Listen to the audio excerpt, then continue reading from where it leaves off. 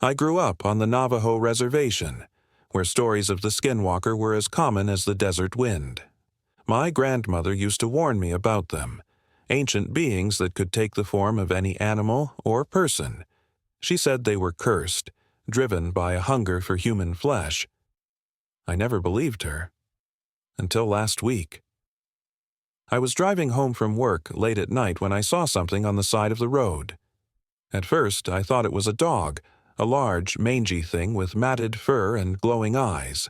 But as I got closer, I realized it was something else.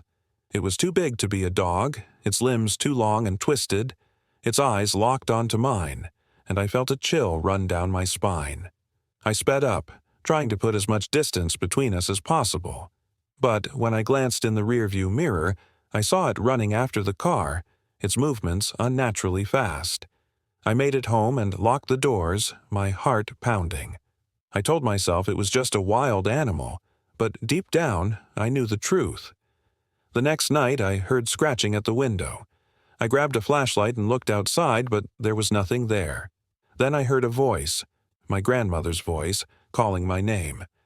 "Let me in," it said. I froze. My grandmother had passed away years ago. The voice grew louder, more insistent. "Let me in." I backed away from the window, my hands trembling. That's when I saw it, a face pressed against the glass. It was my grandmother's face, but her eyes were wrong. They were the same glowing eyes I'd seen on the creature the night before. I screamed and ran to the kitchen, grabbing a knife. The scratching turned into pounding, and the window shattered. The thing crawled inside, its form shifting and twisting as it moved. One moment it was my grandmother. The next, it was the creature from the road. It lunged at me, and I swung the knife, slicing through its flesh.